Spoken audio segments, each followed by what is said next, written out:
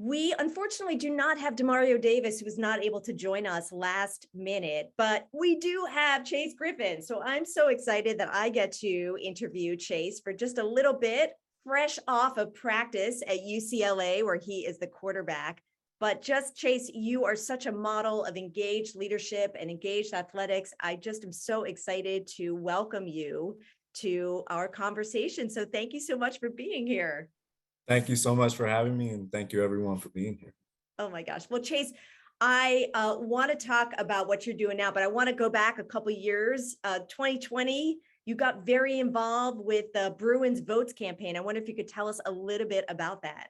Yeah, so during 2020, especially during the lockdown and after the murder of George Floyd, there was a lot of civil unrest. And one of the questions that myself and a lot of the guys on the team in the UCLA community asked ourselves is, what can we do to address this? And voting is one of the most important civic duties that we have, and one of the most important ways for us to make change. And as someone who is a Black American who also chose UCLA to go to, figures like Jackie Robinson, Kareem Abdul-Jabbar, et cetera, all set the stage for social progress that led to us having the right to vote.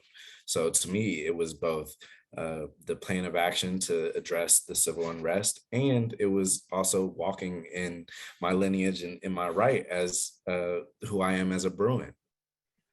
I love that. Again, as a futurist, we can look to the history for values that we want to bring forward in new ways. And you do that. And I know you've written op-eds about trying to really further a new narrative of what's possible, using your voice, using your gifts to inspire others in extraordinary ways.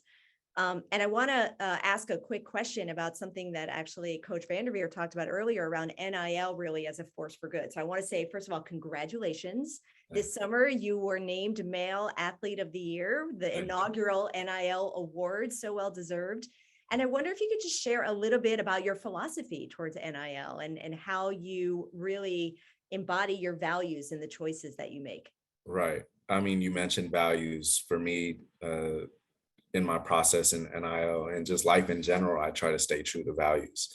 And I consider myself to be a believer, a winner, and a provider. And going back to my faith as a Christian and someone who believes in using what I have to serve others, I grew up serving at the Round Rock Serving Center, which is just outside of Austin, where I grew up. And I saw how many people in the community were affected in a way where they relied on this small food bank we had at the Round Rock Serving Center, where people would just give what they had. That changed lives. And to be in a place like Los Angeles that has the LA Food Bank, which moves literally billions and billions of pounds of food every single year, to be able to contribute a small piece to that from the platform I was building with my NIL, I considered it a huge blessing and a great opportunity to give. It's so inspiring. A big theme of tonight, Chase, has been optimism, right? Around imagining what's possible. And I know believe is just a core part of your essence, of your brand and how you show up. And I wonder if you can maybe just share a little bit about what that means to you. Absolutely. I think belief in self, belief in others, and belief that what ought to happen in this world, the normative values that we hope to always come true and that we work towards, that those works are not in vain.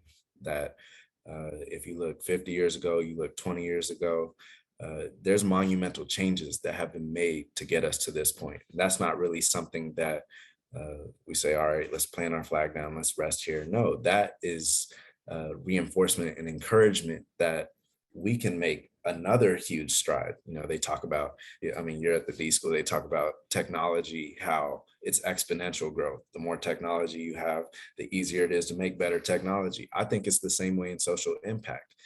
With each step that we unlock, that gives us a new pathway and a new trajectory. And as long as there's people like you and everyone else on this call who's viewing or participating, I definitely have great faith and great belief that with the right heart, we can continue to grow. Okay, just got you on speed dial, Chase. Now, I don't know, you're gonna have to work that out with your practice. Thank you so much for being here. Thank you so much for all that you do for modeling, particularly in something new like NIL, this idea that we can actually build abundance into the system. And then you do that. I know you do that with not only how you give back to the LA Food Bank, but also how you lift up your fellow athletes. And that is such an incredible model. So Chase, thank you again for being here. Good luck with the rest of the season. I know you had a big opener this past weekend, and we're going to be following you. So really appreciate you being here. Thank you so much. Thank you for having me.